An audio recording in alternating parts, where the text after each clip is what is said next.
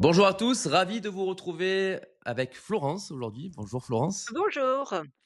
Alors, la dernière fois, vous avez fait un podcast avec, Virginie qui m'a Oui. entre guillemets «remplacé», mais je pense qu'elle va faire plus que me remplacer parce que, on va la faire participer, plus souvent au podcast parce qu'elle a pris plaisir et surtout ça a été une belle réussite parce que ce podcast a très, très bien fonctionné. On a eu, Oh, d'excellents super. retours, beaucoup de commentaires, beaucoup de questions, beaucoup d'interventions.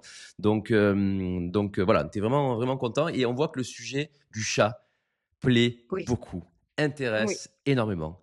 Et donc aujourd'hui, Florence, eh ben, on va encore parler du chat, tant qu'à faire. d'accord, d'accord. Et donc aujourd'hui, le sujet, c'est l'alimentation du chat, justement, en 7 questions. Voilà, le chat a 7 vies, mais nous allons faire 7 questions. Alors pourquoi est-ce que ce sujet est important, Florence? Mais parce qu'en fait, donc, la majorité des chats, quand même, vivent en appartement et même, de toute façon, s'ils sortent dehors, ils peuvent chasser des souris ou des oiseaux, mais la nourriture est quand même apportée par, le maître et pour le chat, il y a 2 choses. Il y a bien sûr la composition de l'alimentation, du repas, mais il y a aussi le comportement alimentaire et donc ça, c'est très important d'associer, le comportement alimentaire à l'alimentation. Par exemple, le chat a l'habitude de chasser et de manger par petites quantités. Donc, est-ce qu'il faut lui laisser en permanence? Est-ce qu'il va grossir? Est-ce qu'il ne va pas se limiter? Est-ce qu'il faut lui mettre des croquettes un petit peu partout? Donc, contrairement au chien, qui est quand même vraiment plus proche de l'homme et qui n'a plus «l'habitude» entre guillemets d'aller, chercher sa nourriture, il y a une notion de comportement qui est vraiment très importante et également de composition du repas. Bon, ben, là, vous avez fait une introduction juste parfaite. Merci beaucoup. Je on va pouvoir démarrer avec la première question. Y a-t-il des races de chats plus fragiles que d'autres au niveau de l'alimentation? Alors ça, c'est très, très important parce que alors, il a été dit, voilà, pour les gens qui sont un peu contre l'alimentation, industrielle, que l'alimentation industrielle provoque les maladies et du coup, les industriels font des croquettes pour guérir ces maladies. C'est pas tout à fait, exact, mais effectivement, il y a des affections qui peuvent être, augmentées par l'alimentation et qu'on va corriger aussi par l'alimentation. Je prends un exemple pour être plus précise, c'est par exemple les calculs urinaires. Attention, ce ne sont pas des calculs rénaux, ce sont des calculs au niveau de la vessie qui font que le chat a du mal à uriner, il va sans arrêt dans son bac, il en ressort, il en revient, et parfois même il se bouche, c'est-à-dire qu'il ne peut plus uriner. Eh bien, vous avez des races qui sont plus sensibles. Alors évidemment, on en reparlera, il y a le fait qu'ils ne bougent pas, qu'ils soient castrés, qu'ils soient peut-être un peu obèses, mais les Maine Coon, par exemple, qui sont très à la mode, vous savez, ces gros chats avec des Mmh, grosses mmh mh. pattes, tout est gros, eh bien, sont assez sensibles, à ces calculs urinaires. Donc, moi, en clientèle, par exemple, je conseille dès le départ de donner une alimentation, qui s'appelle Urinary ou autre chose, mais qui modifie ce qu'on appelle le pH de l'urine. C'est-à-dire qu'il y a des calculs qui se forment, si vous voulez, avec une urine qui est plutôt acide et d'autres avec une urine plutôt basique. Voilà, donc bon, Mmh. c'est N'en dites et pas en trop parce qu'on a une question prévention spécifique là-dessus après. voilà. En prévention, c'est bien d'adapter, la nourriture, à cette pathologie. Vous avez aussi des chats, par exemple les Bengales. Alors pourquoi ils sont plus fragiles les plus races? Bah, vous le savez bien, c'est parce qu'ils ont été croisés, non pas en consanguinité, mais le physique ressort qui est plus important et donc effectivement les fragilités sont sélectionnées également. Donc les Bengales, par exemple, ont des problèmes de digestion et plutôt de troubles digestifs, de diarrhée. Voilà, donc il faut faire très attention quand on prend un chat de pure race à, dès les premiers signes cliniques qui évoquent des troubles digestifs, des cystites ou autres, à adapter l'alimentation. C'est vraiment très important et dans cette catégorie, les aliments industriels sont quand même bien, adaptés à une pathologie. On a les sphinx aussi qui sont sensibles aussi, Exactement, au les niveau de sphinx sont l'alimentation. Pour en avoir un voilà, à la maison, oui, ils ont des problèmes c de peau entre guillemets, ouais. aussi digestifs, donc voilà. Les selles sont particulièrement odorantes et Oui, surtout en fonction de l'alimentation qu'ils vont avoir, exactement. Oui, donc c'est important. Donc oui, effectivement, certaines races donc vont être plus fragiles au niveau de l'alimentation et donc il va falloir veiller à avoir l'alimentation la plus adaptée, possible. Exactement. Même si, ça reste de l'alimentation industrielle parce qu'effectivement, comme vous l'avez dit, il y en a beaucoup aujourd'hui qui disent: «Oui, toute alimentation industrielle est mauvaise, il faut donner que de l'alimentation maison» et cetera. Alors c'est bien beau, mais déjà, il faut pouvoir se permettre de le faire en Bien termes sûr. financiers, en termes de temps. Oui. Il ne faut pas non plus jeter tout à la poubelle. Il y a de l'alimentation industrielle de qualité, mais on y reviendra plus tard. Deuxième question, et ça, on nous la pose souvent celle-là. Doit-on donner du lait au chat? Je pense même plus Oui, particulièrement peut-être au chaton, justement par rapport à cette exactement. question. Alors là, un petit peu de théorie. Quand le chaton naît, en fait, le sevrage a lieu entre 6 et 7 semaines et il a ce qu'on appelle des enzymes. Alors les enzymes, c'est des petits, voilà, des petites molécules qui permettent de digérer le lait. Dans le lait, il y a du lactose, c'est le sucre du lait. Et pour digérer ce lait, il faut des lactases. Voilà. Eh bien, le chaton a un stock qui va diminuer puisque il n'est pas censé boire du lait après le sevrage. Donc, ces enzymes qui permettaient de digérer le lait vont s'éteindre petit à petit. Ce qui fait que si jamais on donne du lait à un chaton qui est sevré, qu'est-ce qui va se passer? Surtout du lait de vache, où il y a beaucoup de lactose, eh bien, il ne va pas le digérer et ça va lui donner la diarrhée. Alors là, je vous entends, tout le monde dit: «Ah, mais avant à la campagne, les chats, ils buvaient le lait des vaches, quand on trayait les vaches, ils venaient». Oui, parce qu'ils en avaient tellement l'habitude que du coup, le stock de lactase, se refaisait en fait naturellement et surtout leur organisme s'adaptait, en fait à ce problème-là. Donc, quand, là, vous avez un chaton, d'abord jusqu'au sevrage, vous pouvez lui donner du lait, mais attention, c'est mieux de donner ce qu'on appelle du lait maternisé. C'est quoi du lait maternisé? C'est du lait qui ressemble au lait de la mère, tout simplement. Et donc là, c'est mieux que du lait de vache parce qu'il y a vraiment d'abord tout ce qu'il faut et il arrive à le digérer. Donc vous testez, il y a certains chats qui gardent un peu de lactase. Vous testez. Votre chat a eu la diarrhée avec le lait, c'est normal, vous arrêtez. Il le supporte, bon, ben c'est très bien. Mais alors ça ne sert à rien de le couper avec de l'eau. Il y a toujours de la lactase, hein, c'est pas parce qu'on prend, il y en aura peut-être moins, mais il y en a quand même. Donc on teste sur son chat et on voit. Moi, je pense que c'est surtout les maîtres qui ont beaucoup de plaisir à donner un petit peu de lait au chat. Un Ouais. chat qui boit pas du lait, il est pas malheureux. Oui, parce que j'allais dire, est-ce qu'en fait, il y a un réel intérêt, même si le chat supporte le lait, à donner du lait à son chat, quoi? Non, alors ça peut avoir un intérêt, si le chat le supporte, justement dans les chats qui ont des problèmes de cystite, qui ne boivent pas beaucoup, et en fait où l'urine est très concentrée et du coup les cristaux se collent les uns aux autres et Mmh. forment des calculs. Donc pour aider un chat à boire, pourquoi pas?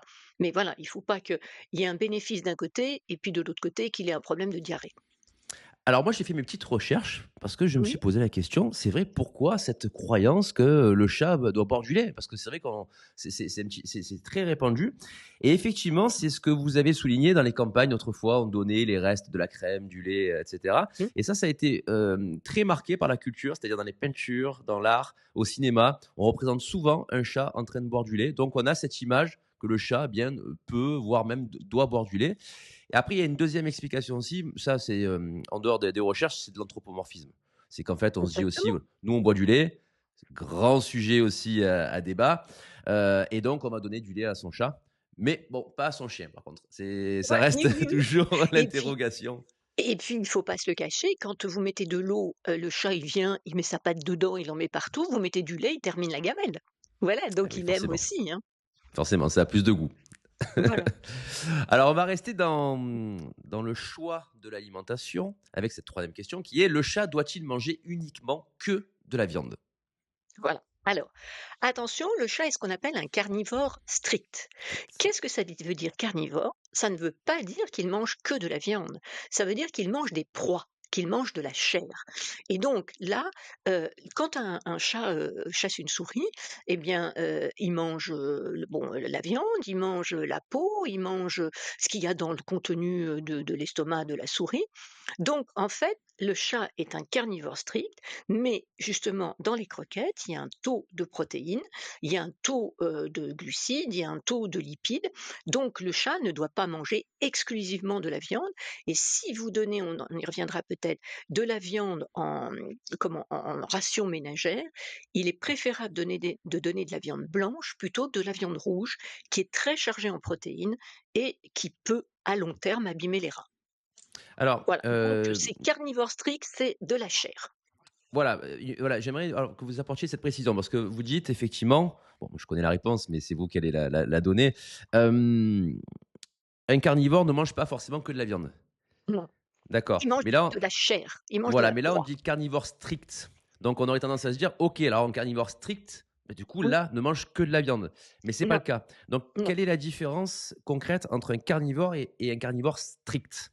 C'est que le carnivore strict doit absolument avoir une certaine proportion de chair et de viande. Par exemple, le chien est carnivore, un loup est carnivore. Bon, bien sûr, il mange, par exemple, je sais pas, une gazelle, avec les loups, non, un lapin.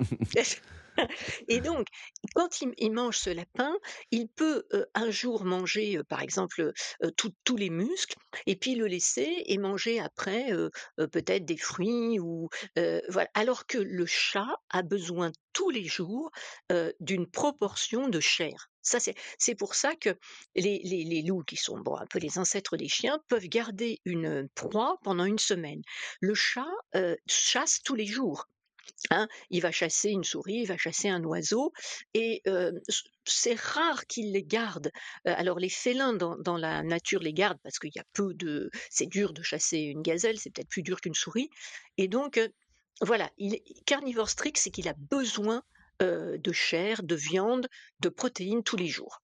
D'accord. Bah, écoutez, merci pour cette précision. C'est important de le dire pour qu'on comprenne bien la différence. On en vient à la quatrième question. Pourquoi un chat peut-il être diabétique? Alors voilà, souvent, alors il y a des chats diabétiques. Les premiers signes sont le fait qu'ils boivent beaucoup. Souvent aussi, c'est le fait qu'ils deviennent malpropres, c'est-à-dire qu'ils urinent en dehors, de la caisse, et on fait une prise de sang, on dose le taux de glucose dans le sang et on s'aperçoit qu'il est, beaucoup trop haut. Et là, les gens disent: «Ah bah, on lui donne jamais de sucre, comment ça se fait?» Ben oui, parce que dans l'alimentation, ça on en avait déjà parlé, il y a de l'amidon, et l'amidon, qu'est-ce qu'il fait quand il est digéré? Ben, il se transforme en glucose. Et donc ensuite, ce glucose, il est, diminué, enfin quand il arrive dans le sang, son taux est diminué par le pancréas, qui sécrète comme nous de l'insuline. Et donc les chats, quand ils sont c'est souvent plutôt les chats un peu âgés, eh bien le pancréas dysfonctionne, ne sécrète plus assez d'insuline, et ils sont quand même diabétiques.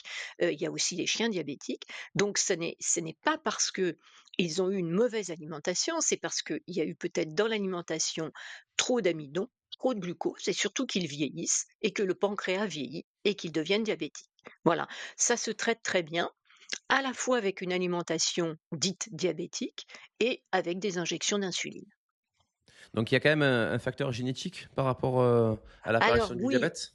c'est pareil, ça peut, alors il doit y avoir comme chez nous des lignées, mais c'est très difficile à voir parce que quand on a un chat, on ne sait pas qui était le père, le grand-père, bon. Hmm. Donc par contre, effectivement, pareil, les chats de race sont beaucoup plus sensibles, et comme vous le disiez, des races, alors je voudrais, ça choque toujours quand je dis Hmm. ça, qui n'existent pas dans la nature. Il est évident que les chats sphinx, avec des peaux qui sont très élastiques, où la moindre blessure se traite difficilement, bon, bah, dans la nature, c'est quand même, ils vivent pas longtemps, longtemps. Non, vous ne Je nous peux choquez vous dire pas, aussi que Florence, rassurez-vous. Vous ne nous choquez pas. voilà, c'est comme je dis, les chats blancs, à part au Ouais. pôle Nord, ils tiennent pas longtemps dans la nature. Donc c'est vrai qu'on les a sélectionnés, et que en sélectionnant un physique, on sélectionne, voilà, les fragilités, et donc les chats de pure race peuvent être plus atteints. Et il y a aussi autre chose, c'est qu'on s'occupe de plus en plus de nos chats. Auparavant, les chats étaient dehors, ils rentraient, on les nourrissait, bon, et donc ils vivent plus vieux. Moi, c'est pas rare, moi, en clientèle, de voir des chats de 15, 16 ans. Et donc vivant plus vieux, eh bien, le pancréas est plus s'abîme aussi, pas plus rapidement, mais il a l'occasion, disons, de s'abîmer. Mmh. Le chat le plus vieux que j'ai eu en salon avait 27 ans. Voilà, oui, oui, c'est pas et même maintenant, on arrive à dire, moi, quand quelqu'un vient et dit: «Vous savez, il a quand même 16 ans», j'ai tendance à dire: «Oui, bon, bah, oui, il a 16 ans», mais et C'est ça pas paraît choquant. plus voilà, ça paraît plus tellement «vieux» entre guillemets. Moi, j'ai, ouais, non, Robert, moi, le plus vieux chat que j'ai à la maison, fait 13 ans cette année, ouais, donc non, il a Oui, pas encore bah, vous atteint le. voyez, 13 ans, on dit: «Bon, bah, oui, il faut faire une prise de sang pour voir», mais enfin, c'est pas vieux. Alors moi, il est neuf. On a fait une radio la dernière fois parce qu'il avait, vomi, du sang, dans la nuit, donc bref. Ils ont fait une radio pour vérifier s'il y avait s'il avait rien ingéré de particulier. Ils m'ont Oui, dit: «Le chat est neuf». Alors c'est vrai qu'il voilà, est feignant. Il bouge pas beaucoup, oui. mais au niveau Oui, osseux articulaire. c'est peut-être la solution pour rester jeune alors. Que faut-il donner à un chat qui a une insuffisance rénale? Alors voilà, On donc en revient. le ça c'est important, les reins donc qui n'ont rien à voir avec, la qualité d'urine parce que souvent quand on dit aux gens: «Il est insuffisant rénal», ils vous disent: «Oui, mais il urine beaucoup». Non, le rein, il y a 2 choses, c'est une passoire qui filtre et en même temps ça va fabrique de l'urine. Dans l'insuffisance rénale, on parle de la passoire qui ne filtre plus et donc les toxiques repassent dans le sang et intoxique en fait l'animal. Et donc le toxique le plus important, c'est quoi? Il est dû à la digestion des protéines. Je prends toujours cet exemple, les protéines, imaginez, c'est un train, des wagons. Pour utiliser ces protéines, il faut couper les wagons. Quand on coupe les wagons, ça donne un déchet. Ce déchet-là est éliminé par le rein. Eh bien, si le rein ne fonctionne pas, le gros problème que l'on a avec les chats et les chiens aussi d'ailleurs, c'est que lorsque l'on se rend compte que le rein ne fonctionne plus et qu'il y a des signes cliniques, c'est qu'il y a 70% du rein qui est abîmé. Donc on fonctionne sur 30% restants et à ce stade-là, chez les gens, on est en dialyse. Et on ne peut pas faire de dialyse. Alors, pratiquement, on pourrait faire une dialyse chez les animaux, mais ils vont pas rester tranquilles pendant 3 heures. Donc on est obligé là de limiter les protéines, puisque c'est les protéines qui donnent des déchets. Et malheureusement, le chat a besoin d'au moins 33% de protéines dans son alimentation. Donc, imaginez, votre chat est insuffisant rénal. Logiquement, vous vous dites, il faut moins de protéines. Toc, on descend en dessous de 30. Qu'est-ce qu'il fait le chat? Il en a besoin. Ben, où est-ce qu'il va les chercher? Ben, dans ses muscles. Et donc, non seulement il a plus de muscles, mais il refait des toxiques. Donc là, c'est très important de donner une alimentation avec des protéines, toujours 33%. Mais qu'est-ce qu'elles ont ces protéines? Eh bien, elles ont que quand on les coupe, ça donne très peu de déchets. C'est pour ça que c'est des protéines donc très digestibles et que l'alimentation pour insuffisant rénal, c'est vrai, coûte un petit peu cher, mais c'est pas évident de trouver des protéines qui ne donnent pas de déchets. Si vous voulez faire une alimentation ménagère, c'est la viande blanche qui fait ça. Poulet, veau, dinde, elle est beaucoup moins, alors je dirais pas toxique, mais elle donne beaucoup moins de déchets que la viande rouge. Et donc, pour savoir si votre chat va être insuffisant rénal, vous pouvez aller voir le vétérinaire et faire une prise de sang et doser un petit élément, alors c'est un peu technique, qui s'appelle SMDA, une molécule qui, si elle est présente, signifie que le chat est en train d'avoir une insuffisance rénale plus grave. Donc Les ça, c'est premiers signes intéressant à qui faire. alertent, c'est quoi? C'est du coup le chat qui maigrit? Non, oui, et puis le chat qui boit beaucoup. Qui Donc, boit beaucoup? quand un chat boit beaucoup, on fait une prise de sang, on regarde la glycémie et l'insuffisance rénale et il vomit parce que le toxique qui passe dans le sang irrite les muqueuses gastriques. Donc il Et ça vomit et il boit beaucoup. d'accord, ça apparaît à n'importe quel âge ou c'est plutôt chez un Mm, chat âgé, C'est plutôt chez un chat âgé, à part à nouveau les, chats, de pure race qui peuvent avoir, par exemple le Maine Coon, je reprends, qui peut avoir ce qu'on appelle une polykystose rénale, c'est-à-dire une malformation des reins qui va entraîner de l'urée plus tôt.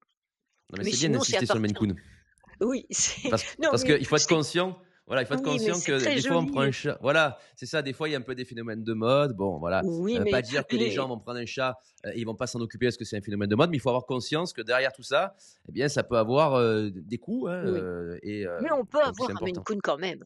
Bien sûr et en bonne santé, Oui. évidemment. OK. Alors on revient, à une question qu'on a un petit peu, que vous avez abordée tout à l'heure. Est-ce que l'alimentation a une influence sur les calculs urinaires du chat? Donc je pense que cette question, elle est tournée, est-ce que ça a une incidence sur l'apparition et est-ce que ça peut avoir une incidence aussi pour limiter, l'impact des calculs, urinaires? Alors, sur l'incidence, ça peut. Les calculs urinaires, c'est surtout favorisé par le fait que le chat mâle soit castré, qu'il ne bouge pas beaucoup et qu'il soit en obésité. Alors, on a des chats qui ont des calculs urinaires qui ne sont pas obèses. Et donc, comme je disais, vous imaginez une boule bleue et une boule rouge. C'est dans la vessie, et pour faire un calcul, clac, il faut que les deux se collent. Et ça fait un calcul qui est embêtant parce que ça fait une espèce de boule qui va irriter la vessie et qui va empêcher d'uriner. Quelle est la solution? C'est de mettre que des boules rouges ou que des boules noires. Bon, alors ça, c'est pas possible parce que dans l'alimentation, il y a de tout. Quelle est la solution? C'est que ces 2 boules soient très éloignées l'une de l'autre. Bon, donc dans ce cas-là, il faut que l'animal boive beaucoup. Le chat, il boit pas. Donc on a beau mettre des fontaines à eau, des trucs, il boit pas. Quelle est la solution? C'est d'empêcher que ça se colle. Pour empêcher que ça se colle, il faut agir dans ce dont je parlais sur le pH, c'est-à-dire l'acidité de l'urine. Soit la mettre très acide pour des calculs qui se forment plutôt en milieu basique, soit le contraire. Eh bien ça, c'est l'alimentation qui va le corriger. C'est-à-dire que l'alimentation dite urinari va permettre en fait à l'acidité de l'urine d'avoir une bonne valeur pour que les calculs ne se forment pas. Et donc si je reviens à est-ce que c'est l'alimentation qui a provoqué les calculs, ça oui, parce que parfois l'alimentation dite de bas de gamme ont trop d'éléments qui vont précipiter et donc ont un pH qui va favoriser ça. Donc il faut y faire très attention et dès que le chat a eu des cystites ou des crises de calcul, il faut rester sur une alimentation qui notamment au départ dissout les calculs, mais qui ensuite les empêche de se reformer. C'est vraiment important parce qu'on arrive parfois à avoir des chats bouchés qu'on est obligé d'opérer et c'est vraiment compliqué. Mais dans quel cadre la stérilisation d'un chat, influe justement sur l'apparition de calculs urinaires?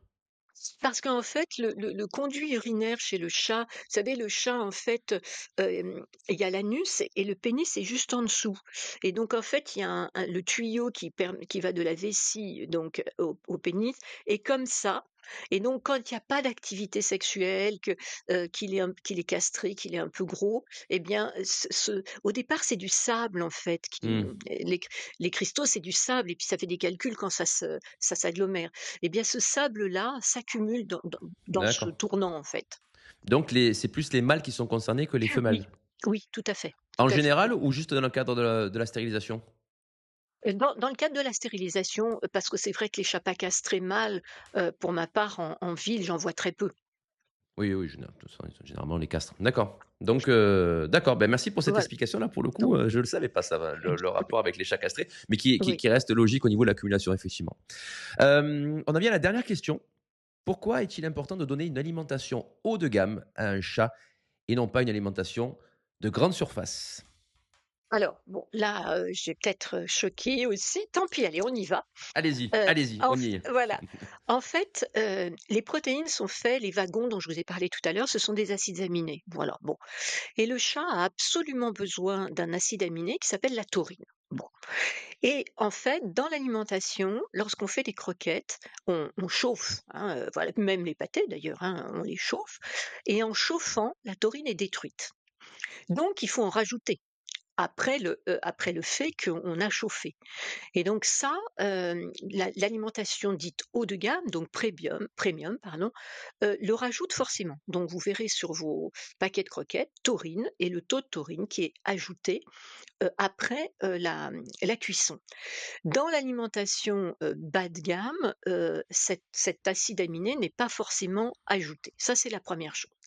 La deuxième chose, dans les pâtés, souvent vous voyez, on met la pâtée, puis le chat, il lèche tout ce qu'il y a autour, en fait, en laissant les petits morceaux. Tout ce qu'il y a autour, c'est quoi? C'est de la gélatine, et la gélatine, c'est des protéines, mais qui n'apportent rien. Je reprends mon image de train, c'est comme si vous aviez un train qu'avec des wagons rouges. Bah, si vous les coupez et que vous voulez refaire un train, et ben vous referez toujours le même train. Alors que si vous avez un train avec des wagons rouge, vert, bleu ou eh ben, vous pouvez faire une belle combinaison. Et donc la gélatine, c'est des protéines avec des acides aminés qui n'intéressent pas. Et donc ça augmente le taux de protéines. Donc si vous regardez, sur l'étiquette, bah, vous verrez protéines 34. Oh! Oh super, mon chat il en a besoin de 33. Oui, à part qu'il y a rien. Donc c'est pour ça que l'alimentation dite premium prend, des acides aminés beaucoup plus intéressants, des lipides qui sont, quand même plus faciles à digérer, un petit peu moins d'amidon, de l'ajout de taurine. Voilà. Donc ça, c'est important par rapport à l'aliment, dit bas de gamme, et que les chats aiment bien, mais qui ne sont pas forcément de bonne qualité et qui vont là, non pas provoquer des pathologies, mais ne pas répondre aux besoins du chat. Mmh. Je sais qu'à cette question, beaucoup vont, commenter et dire: Oui, «Oui, mais de toute oui. manière, l'alimentation industrielle, c'est quoi qu'il arrive bas de gamme et cetera». Non, non. Non, non. Alors et en plus, ça culpabilise les personnes qui ne peuvent pas faire autrement. Parce que comme je le dis encore une fois, Oui. donner de la nourriture maison, ça demande du temps, et de l'argent aussi, Et puis mais surtout, surtout du ça ne temps. oui et ça ne correspond pas parce que, par exemple, ce qu'on disait tout à l'heure, c'est que le chat a besoin de manger un peu tout le temps, comme s'il chassait. D'ailleurs, vous avez tous remarqué quand on met des croquettes, qu'est-ce qu'il fait? On a mis dans un beau petit bol, bien, il prend sa patte et il met tout en l'air, il joue avec la croquette, voilà. Eh bien, donc ça, c'est important. Vous ne pouvez pas laisser une alimentation ménagère en permanence. Les mouches vont venir, ça va s'abîmer, c'est le problème de l'alimentation humide. On lui met, il mange pas tout, on est obligé de l'enlever. Donc les croquettes ont quand même cet avantage de pouvoir, mettre ce qu'on appelle ad libitum l'alimentation. Donc il y a quand même un avantage à des croquettes. Oui et puis en plus, lorsqu'on fait une alimentation maison, faut bien doser et c'est pas évident Exactement. de bien Non, doser. non, non, il faut C'est même répondre aux besoins compliqué. du chat. Oui, non, non, Donc c'est tout un calcul par rapport à son énergie, ce dont il a mmh. besoin pour pas qu'il grossisse, voilà. Donc on peut aussi créer des carences. Donc il y a pas de moi je pars du principe qu'il y a pas de meilleure alimentation, sinon on le saurait, hein, s'il y avait, une seule, Oui, réponse, possible ou la meilleure réponse, on le saurait quoi. Il faut juste pas culpabiliser, ni faire culpabiliser les autres personnes. En revanche, c'est vrai que tout ce qui est croquettes de grande surface, bas de gamme, ça bien évidemment faut l'éviter quoi. Les oui, c'est pas pâtés complet, voilà. parce que même les pâtés, il y a des pâtés haut de gamme aussi, hein. Bien sûr, oui, oui, complètement, complètement. Voilà. Mais franchement, regardez le taux de gélatine, ça c'est important, il faut pas qu'il y ait trop de gélatine. Le chat va se gonfler l'estomac de gélatine qui ne lui apporte rien du tout. Mmh. D'ailleurs, pour rebondir sur la pâtée, ça peut être intéressant de dire à quel moment c'est opportun et intéressant de donner de la pâtée à son chat. Parce qu'il y a des moments où ça peut être intéressant justement de donner de la pâtée, outre le fait de se dire: «Je vais donner de la pâtée à mon chat pour lui faire plaisir», sauf qu'après quand on lui montre les croquettes, bah, il va tirer la gueule forcément. Oui, Mais, il y a un intérêt, il y a des intérêts à donner oui. parfois de la Alors, pâtée. l'intérêt, c'est déjà qu'ils boivent. Mmh. Voilà, parce que le chat ne boit pas beaucoup, il ne bouge pas. Pareil, dans la nature, bah, il bouge quand même et puis il va boire un petit peu d'eau. Alors là, je fais une petite parenthèse, changez l'eau de votre chat tous les jours. Vous avez remarqué que, il fait comme ça avec sa patte dans l'eau. Tout simplement, c'est pour voir si l'eau bouge, si elle est claire. C'est pour ça que les fontaines, c'est bien parce que et puis ils boivent au robinet parce qu'ils sont rassurés, c'est de l'eau nouvelle. Donc voilà, donc s'il ne boit pas, la pâtée a un intérêt et puis ça a un intérêt aussi dans le transit digestif parce que justement, il y a de l'eau qui vont humidifier les selles et si par exemple il a tendance à être constipé ou s'il a beaucoup de poils justement dans l'intestin, ça a cet avantage-là. C'est surtout en fait pour humidifier l'alimentation et le faire boire. Mmh. Mais ne pas donner exclusivement que de la pâtée à son chat, Non. bien évidemment. Voilà, attention, c'est pas ce qu'on a dit. Super, ben, on est arrivé au bout des 7 questions avec quelques petites questions, supplémentaires, hein, avec des réponses très intéressantes. Florence, comme d'habitude, le mot de la fin vous appartient. Eh beh, le mot de la fin, c'est que, l'alimentation, bien sûr, chez le chien est importante aussi, mais l'alimentation chez le chat, il faut c'est un comment dire? C'est un ensemble, voilà, c'est un ensemble de, besoins, de comportements et de pathologies. Si vous avez ce triangle-là et que vous faites attention à ça, par exemple, le comportement, bah, vous pouvez mettre des croquettes dans plusieurs endroits. Si votre chat c'est ce qu'on appelle, on en reparlera peut-être, l'enrichissement. du mode de vie de l'animal. L'alimentation est très importante. Voilà. Ensuite, il y a une qualité avec des besoins à respecter. Et puis, il y a faire attention à certaines pathologies qui peuvent vraiment quand même, se guérir ou se diminuer, disons, freiner, comment dire? L'évolution de la maladie par l'alimentation. Donc si vous avez en tête ces 3 points, comportement, besoin, pathologie, eh ben, ça sera parfait. Alors, comportement, c'est intéressant ce que vous dites parce qu'effectivement, c'est un sujet qu'on n'a pas traité jusqu'à présent et c'est compliqué de trouver, un comportementaliste félin, Oui. pour traiter ce sujet au cours de podcasts, ou autres. Donc, on va aller chercher, de ce côté-là. Si vous avez des contacts, Florence, je suis preneur Ouais. parce que je pense que c'est des sujets qui vont être très intéressants. On parle beaucoup de Oui. comportement canin, c'est Oui, on en oui. parle énormément, c'est limite, j'ai envie de dire, très à la mode, mais on parle très peu de comportement félin et pourtant les félins sont, très complexes dans leur comportement et très intéressants. Oui et puis surtout, je dis pas que c'est plus facile, mais le chat est un animal, ce qu'on appelle territorial, c'est-à-dire que, il y a une modification du territoire qui est importante. On parle d'éco-recadrage, c'est-à-dire, le justement cacher la nourriture, le faire jouer et donc, ça peut être très intéressant, alors pour le chien aussi, hein, je ne dis pas, mais ça peut être très intéressant justement de chercher, comment on peut modifier son environnement pour que le chat soit plus équilibré. Puis je suis sûr que beaucoup de personnes, ont des fontaines à eau à la maison, mais ils ne savent pas pourquoi. Exactement, oui C'est vrai, et hein? su Parce que tu dis: alors, «C'est sympa». l oui et alors on va pas faire couler de robinet d'eau en permanence, mais voilà, le chat, il fait comme ça pour être sûr que l'eau soit claire, mais changer l'eau régulièrement et juste une dernière chose, quand vous prenez, d'une alimentation humide, souvent les gens donnent la moitié du pochon et mettent Mmh. le reste au frigo. S'il vous plaît, sortez-le avant. Le chat est à une température de 38,5. Quand vous lui donnez un truc du frigo, il perd de l'énergie à le réchauffer. Donc sortez-le un peu avant, cachez-le parce qu'il va se servir tout seul, mais mettez-le dans un placard 1 heure avant quand même. D'accord, bah, merci pour le conseil et puis on en a ressorti des bonnes idées. Maintenant, on va aller à la recherche d'une comportementaliste félin. C'est des Voilà. sujets qui vont être intéressants parce que je vois que c'est vrai que sur internet, sur YouTube et cetera, on voit beaucoup de sujets sur le chien, pas énormément sur le chat et je Mmh. vois qu'il y a beaucoup, beaucoup de demandes sur le chat et ça intéresse énormément et finalement, j'ai l'impression que la connaissance générale est beaucoup plus faible, sur le chat que sur le chien Oui. parce que les gens, justement, n'ont pas accès à cette information-là. Oui et puis c'est vrai qu'avant, je vous dis, les chats sortaient dehors, là on s'en occupe beaucoup plus. Depuis le confinement, beaucoup de personnes ont pris des chats, et comme ils ne sortent pas, cet aspect comportement et bien-être du chat dans un appartement, préoccupe beaucoup les maîtres. Tout à fait, tout à fait. Florence, merci infiniment pour ce podcast, Je encore une vous en prie. fois, vraiment très, très intéressant.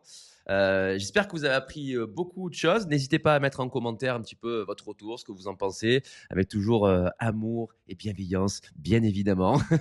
Et si vous avez des questions pour des prochains podcasts ou autres, n'hésitez pas, on se fera un plaisir d'y répondre. En tout cas, vous êtes de plus en plus nombreux à nous regarder, à nous écouter. Ça fait plaisir, ça nous donne l'énergie pour continuer, parce que nous aussi, on prend plaisir à échanger avec Florence régulièrement sur les sujets qu'on va aborder, avec Julie aussi, et avec tous les différents intervenants. On va mettre un petit peu plus de Virginie, parce que Virginie s'est régalée la dernière fois. Elle a pris plaisir. Elle m'a dit, tiens, la semaine prochaine, j'aimerais bien moi aussi me refaire un podcast. Donc Virginie sera sûrement rapidement en lieu et place de moi. Donc Florence, merci beaucoup. Je vous en prie, c'est très plaisant aussi d'apporter quelques petites, réponses, aux propriétaires. C'est pas des petites réponses, c'est des grandes réponses que vous Bon, apportez alors, des aux grandes réponses. propriétaires. Un petit Donc pas pour des merci. grandes réponses. C'est ça. Donc merci beaucoup. Je vous souhaite une excellente fin de journée et on vous dit à très vite pour le À prochain très vite. podcast.